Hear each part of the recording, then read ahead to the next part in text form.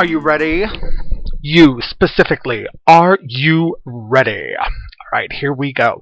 I am using a palette knife just to scrape some gesso onto this last page of my journal. I can't believe this journal's done already. I still remember when Paula gave it to me. So I am now using that's the Target shimmer paint, and the name of the color and everything will be in my supply list. But yeah, so it's blue, and it's pretty, and it's sparkly. So I'm just scraping some paint on here and there. Let's see, what was I going to tell you? Oh, it's Sunday. I'm late. I'm using now a green from the same Target paints. So again, the colors will be in the supply list. So I'm doing the same thing. I'm going to go back with a little bit of blue and then a little bit of green. So it'll be layer of blue, layer of green, layer of blue, layer of green. So it's Sunday afternoon. It's about 3 o'clock Vegas time, and we were so lazy yesterday. Oh my god, like the level of laziness cannot even be described. I mean, we watched TV all day. We had to finish the last season of Grey's Anatomy. My kid was like starting to yell at us. He's like, "You guys have to finish that show. I'm sick of not seeing you." So we we had to finish it. So we're all caught up now. It's all done. It's out of our system. No more TV shows for a while. But so good. So good. I love that show. Makes me cry. I cry like a baby. That's something you might not know about me. I cry at just about anything. We went to see a movie, and the trailer came on for Max, that dog movie, and I just lost it. So yeah, it doesn't take much for me to cry. So usually Jen's looking at me like, what in the hell? I'm like, sorry about it. I cry. It's what I do. So this is a great big huge stamp, and it's unmounted. I got it on consignment. It had never been used. It was $2. I paid $2 for this massive cool stamp. And I don't get a great impression. I'm using archival ink because I wanted something permanent. I wasn't sure what I was going to do. Plus I was stamping on top of acrylic, so you have to think, distress ink is going to just brush away. It won't really dry. So that's why I used archival ink. And this is how I clean my stamps. I wipe off the excess ink and I call it a day. That's clean in my eyes. This is a stamp from, I want to say it's Art Journey. I got it from Renier at Crea Boutique, and she's a designer with them. And I won these. One of my subscribers entered my name in to win alongside her. So it's like, yeah, awesome, good job, Kat. So yeah, I got these stamps. So I thought these were cool. They're little paintbrushes. I was like, oh, these are so cute. So again, going with archival ink. These are also unmounted, which I'm totally fine, because again, if I don't get a perfect impression, I'm okay with that. If I want a perfect impression on an art journal page, I usually stamp on tissue paper, because then you can collage it down and it'll disappear. But I'm okay with that kind of sketchy stamped look. So I got into my Bucket O paintbrushes because I have all these old, nasty, cheap paintbrushes that we bought when I was first starting out, and I didn't know that they were really bad brushes. And so I wanted to use some of them. Well, I only used one, and as you can see, the head of the paintbrush fell off while I was doing this. So I was like, okay, well, that just proves it was cheap and totally worth cutting up. So so I am sanding down the handle a little bit because I'm going to paint this, and the paint probably would have adhered straight over that finish, but I didn't. I wanted it to get a better grip, so I didn't have to do as many layers, and I wouldn't have to worry about it peeling off. So first I sanded it, then I gesso it, and I'm gessoing the whole thing. I didn't want the silver or the paint, the bristles, to be a different color. I wanted the whole thing to be one solid color. So and I did I think 2 layers of this, but I'm only going to leave 1 layer in for the footage, so that way you guys don't have to watch me do the same thing over and over and over again.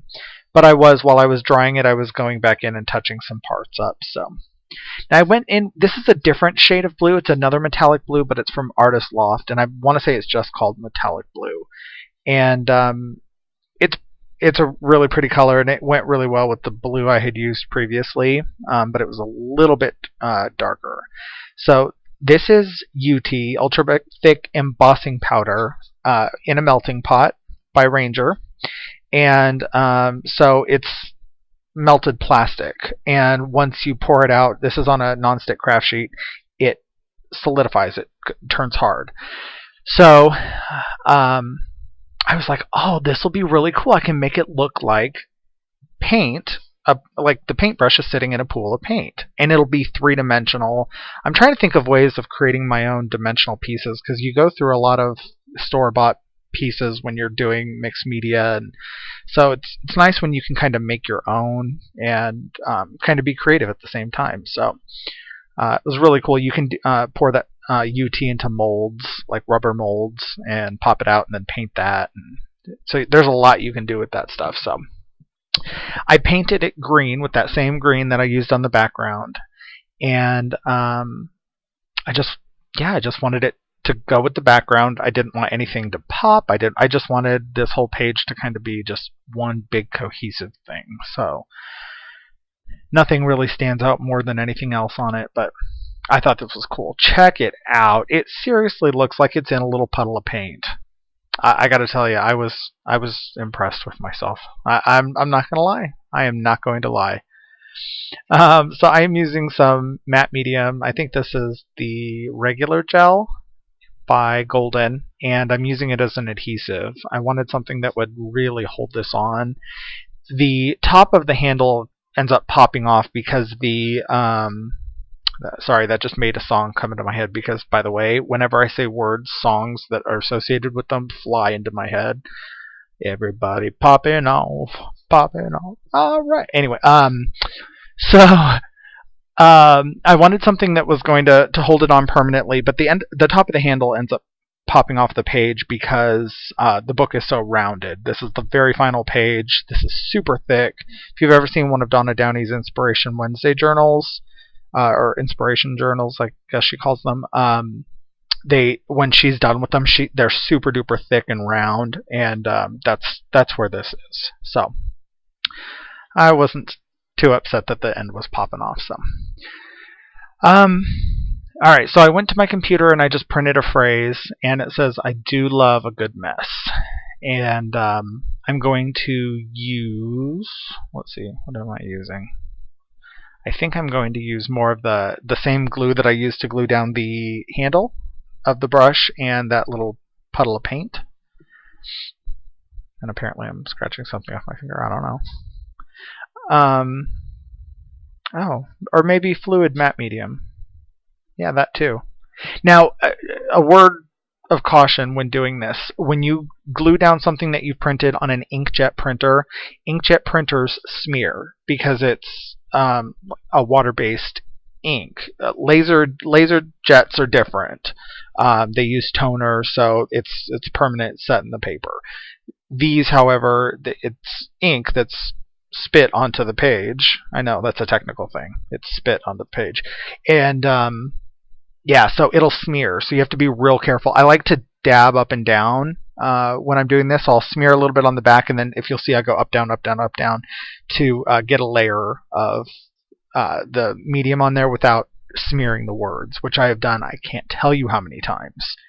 So this is a little bit of archival ink in jet black, same color, just going right around the edges just to frame the page out. And this page is almost done.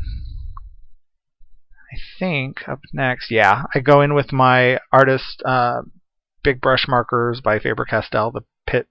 There's so many words in the everything marker. The everything marker.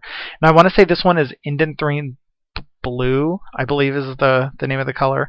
So I'm just going on the bottom, or on the right hand side of the brush handle, and on the right hand side of the puddle. I am just throwing in a layer of color and then using a paintbrush with just a little bit of water while the ink is still wet to help fan it out a little bit, because I didn't want that harsh like blue purple line, but I did want a good little shadow under there. And actually this color worked really well for that, especially particularly on this page because it's all the same colors. But this is the green marker, and I don't know what color it is, but it's green. And since those pieces of paper had been sealed with that matte medium, I could go right over the top and color them on without it soaking into the paper. But those are permanent, so once it's dried, it's not going anywhere. So this is the Stabilo All Pencil, and just using it to frame those words out a little bit. As you can see, that the tip of that handle is popping up a little bit. It's come up even more since then, but the little puddle of paint and the bottom half of that paintbrush are stuck down really well, so I'm not too worried. So I am using that same paintbrush that I used for my shadows, and I am creating, I'm just extending the lines out a little bit just to frame these, and I'm activating the Stabilo pencil. Once that Stabilo pencil is activated with water, it gets really dark and intense if you don't wipe too much of it away. It's really cool. Love those pencils, and they're cheap. I think they're less than $2, and they last forever. So I believe that's the shiny page. That's the whole thing. So I like that background stamp. It created a lot of texture without defining what the page would be about. So that worked nicely. I love that little puddle of paint. That just makes me happy. Just so incredibly happy. So I hope you like this. Make sure you go find me on Facebook, on Instagram, all that jazz. I will talk to y'all soon. Bye.